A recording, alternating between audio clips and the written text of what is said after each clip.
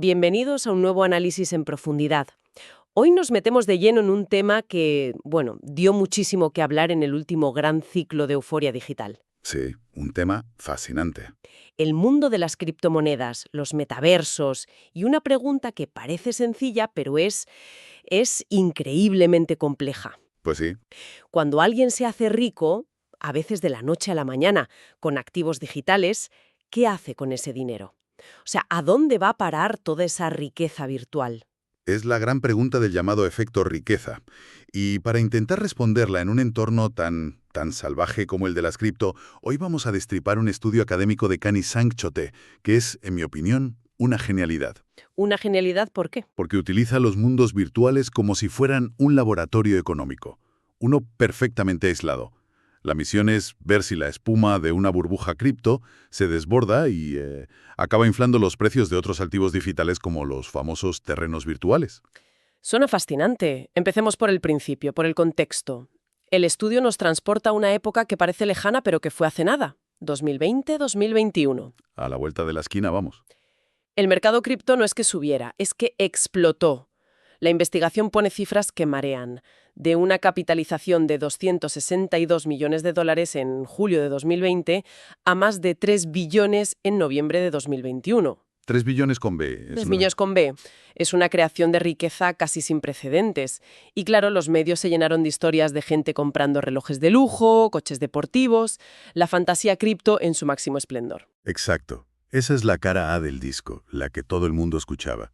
Pero había una cara B, mucho menos glamurosa, que sonaba en los despachos de los reguladores. Ah, claro. Organismos como el Financial Stability Board, el FSB, que es básicamente el club de los bancos centrales y ministerios de finanzas del G20, veían esto no como una fiesta, sino como una vulnerabilidad sistémica, un riesgo para todo el sistema. Entiendo. Y el problema, que este análisis aborda de frente, es que era casi imposible saber qué era qué. ¿A qué te refieres con qué era qué? Me refiero a que es muy difícil aislar el efecto riqueza de las criptomonedas de la euforia general del mercado. En ese mismo periodo, el S&P 500, el gran índice de la bolsa americana, también estaba en máximos históricos. ¿Cierto? ¿Todo subía?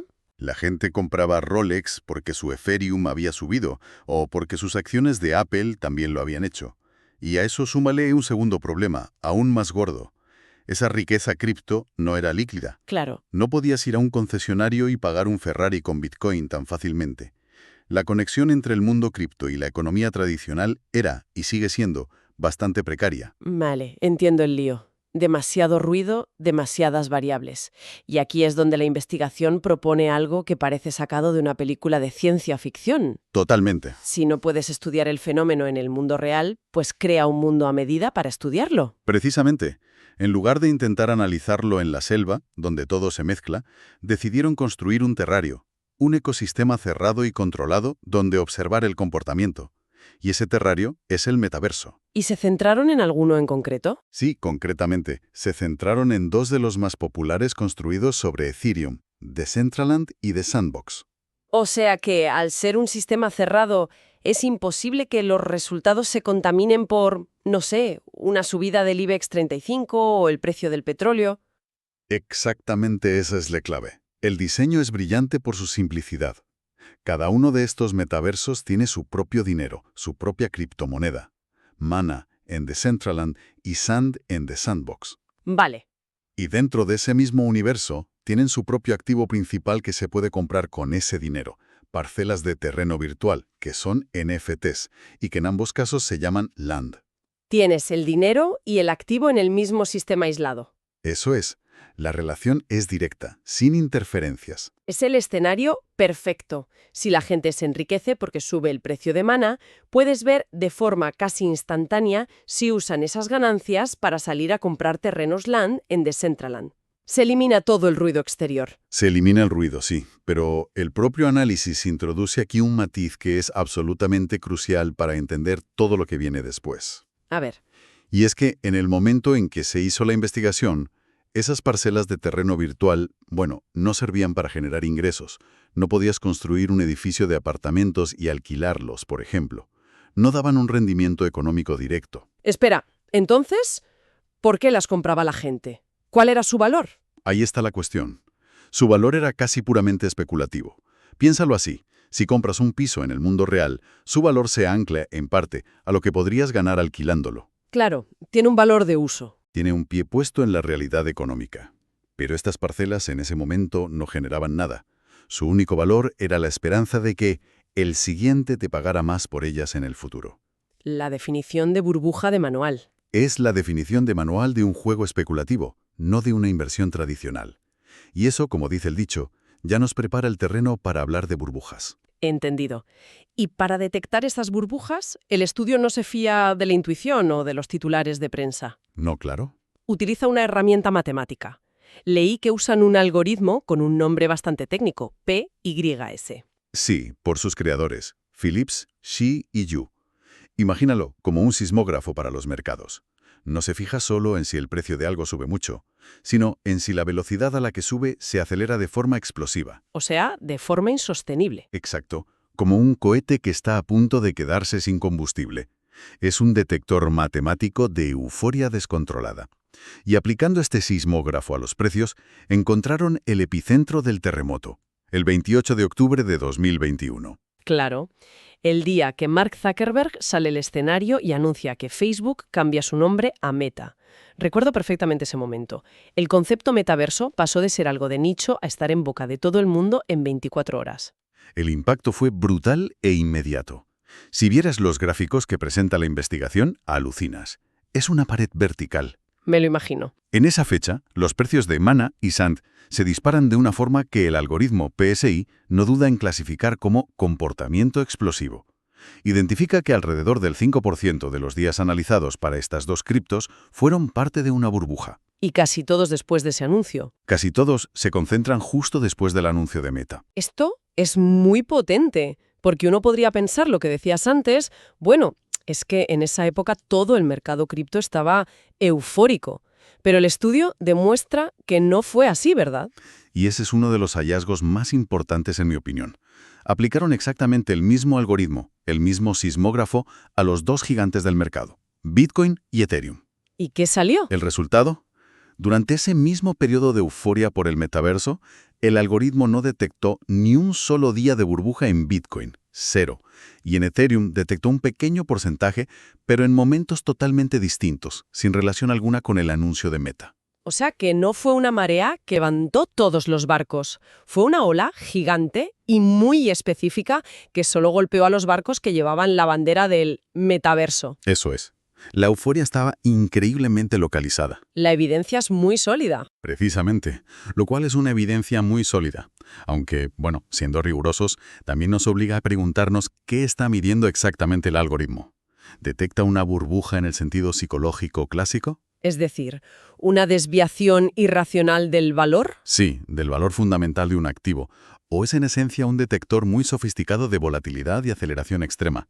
En este caso, como ya dijimos que estos activos no tenían un valor fundamental claro, pues la distinción es más bien académica, pero es importante tenerla en la cabeza. Vale. Lo que sí es indiscutible es que algo muy anómalo y explosivo ocurrió con Mana y Sand, y no con el resto. Vale, entonces tenemos la pólvora, una burbuja de dinero muy localizada en Mana y Sand. La pregunta del millón. ¿Explotó? ¿Se usó esa pólvora para comprar algo o la gente se quedó sentada sobre sus ganancias de papel? Esa es la siguiente fase del análisis. Y el primer dato que ponen sobre la mesa es sencillamente demoledor. ¿La correlación? Cierto. Las cifras que dan son una locura, casi un 1. Para que nos hagamos una idea, una correlación de 1 significa que dos cosas se mueven en perfecta sincronía, como un espejo. Sí, los números son espectaculares. El estudio calcula 0,987 para Decentraland y 0,9684 para The Sandbox. Para alguien de la calle, esto significa que una cosa causa la otra, ¿no? Si sube Mana, sube la Tierra. Caso cerrado. Cuidado. Esa es la trampa más clásica en la que se puede caer, y por la que suspenden a tantos estudiantes de primero de estadística. El clásico error. Es el mantra que hay que repetirse siempre. Correlación no implica causalidad. Que dos perros ladren al mismo tiempo no significa que el ladrido de uno provoque el ladrido del otro. Quizás ambos han visto pasar al cartero. El factor externo. El precio de Mana y el de los terrenos Land podrían estar subiendo a la vez simplemente porque el anuncio de Meta generó un interés mediático masivo en ambos. Los autores del estudio eran perfectamente conscientes de esta trampa. Sabían que tenían que demostrar quién ladró primero. Y para eso usan otra herramienta, el test de causalidad de Granger, que, si no me equivoco, es una forma de ver si los cambios en una variable A sirven para predecir los futuros cambios en una variable B. Es mirar la secuencia temporal. Exacto. Es una técnica muy lista para intentar desenredar este problema del huevo y la gallina. Analiza si los movimientos pasados de Mana ayudan a predecir los movimientos futuros de Land, y viceversa. ¿Y los resultados? Y los resultados que obtienen son, de nuevo, inequívocos. ¿Y qué es lo que encuentran? Encuentran una relación causal en un solo sentido. Los precios de las criptomonedas, Mana y Sand, Granger causan los precios de los terrenos, Land. Y al revés, ¿no? Y muy importante, la relación no funciona al revés.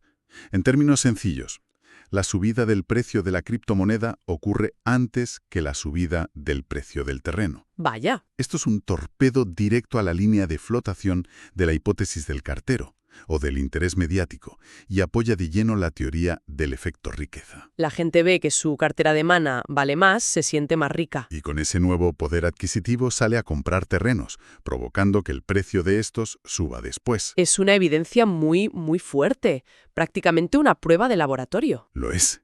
Y no se conforman con eso. Para darle aún más fuerza al hallazgo, repiten todo el análisis, pero esta vez metiendo en el modelo los precios de Bitcoin y Ethereum. Para controlar por el mercado general. Justo. La idea es ver si el efecto se mantiene incluso controlando por el sentimiento general del mercado cripto. Y la conclusión sigue siendo la misma.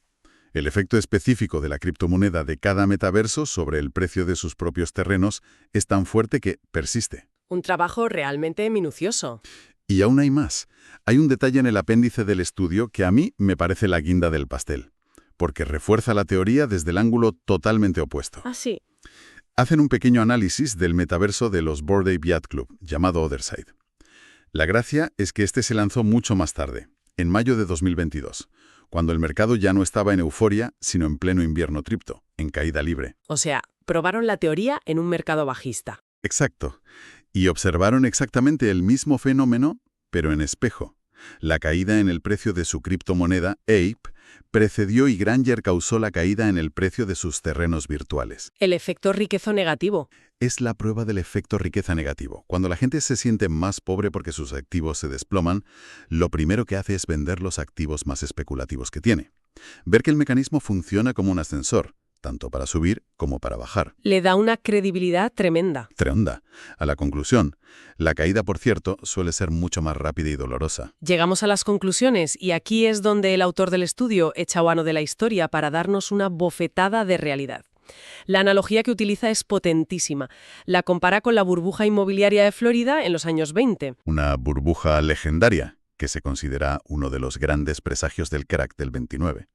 La investigación rescata una cita del economista John Kenneth Galbraith sobre aquella locura, que es simplemente perfecta. ¿Qué decía? Galbraith decía que los precios de aquellos terrenos no se basaban en nada sustancial, sino en la autoilusión de que los pantanos de Florida serían maravillosos bienes inmuebles residenciales. El paralelismo es escalofriante. Gente pagando fortunas por pantanos en los años 20 y gente pagando millones por parcelas de código informático en 2021. La tecnología cambia. Pero la psicología parece la misma. La psicología de la euforia especulativa es idéntica, sí. Sin embargo, y aquí es donde el estudio vuelve a demostrar su rigor, también se encarga de señalar las diferencias, que son cruciales. Vale. A diferencia de la burbuja de Florida, que según los historiadores fue hinchada por una peligrosa connivencia entre bancos, promotores y políticos, el fenómeno cripto es mucho más descentralizado y atomizado. Pero la diferencia más importante no es esa. Es el riesgo para el sistema. Exactamente. El gran miedo del Financial Stability Board, el que les quitaba el sueño, era el riesgo sistémico. El riesgo de un contagio que derribara todo el castillo de naipes financiero. ¿Y la conclusión es? Que por ahora, ese riesgo es limitado. ¿Y por qué? Por una razón muy simple. Los NFTs de terrenos virtuales apenas se usaban, y se usan como colateral, como garantía para pedir préstamos en el sistema financiero tradicional. Ah, claro.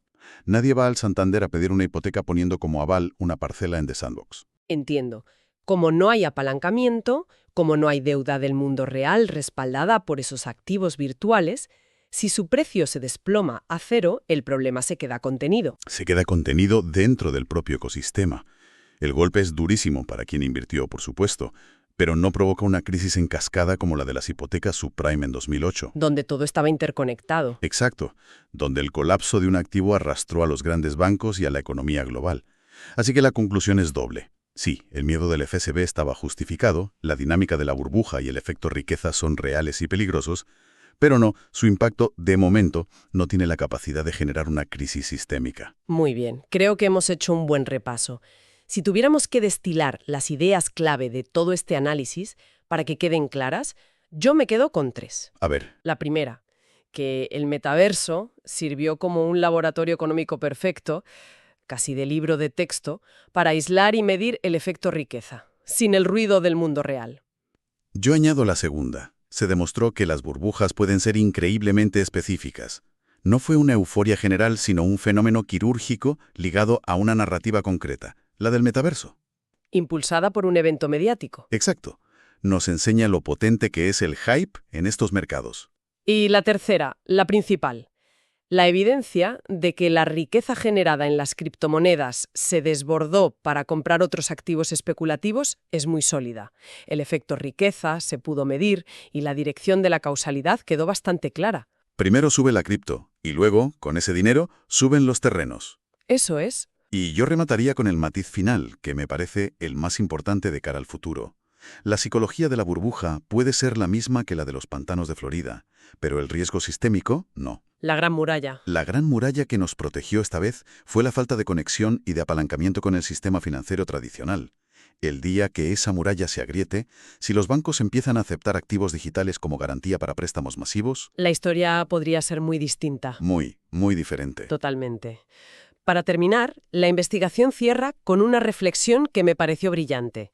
Menciona esa broma que circula mucho en las comunidades online, que dice que las finanzas descentralizadas, o DeFi, están recorriendo a toda velocidad la evolución completa del sistema financiero moderno. Sí, la he oído. Como si en pocos años estuvieran reinventando la banca, los seguros, todo. Exacto. Y el autor le da una vuelta muy sobria a esa broma para cerrar su trabajo. Dice que si eso es cierto, si de verdad estamos reconstruyendo el sistema financiero a velocidad de vértigo, ¿Qué significa? eso también significa que estamos reviviendo nuestros errores del pasado a una velocidad mucho mayor. Y concluye que algunos ya están pagando el precio por ello. ¡Uf! ¡Qué frase! Es un recordatorio brutal de que la tecnología puede ser nueva, pero la naturaleza humana detrás de las burbujas, esa no cambia. Una conclusión potente y un aviso para navegantes. Ha sido un análisis fascinante. Gracias por guiarnos a través de él. Un placer. Gracias a ti.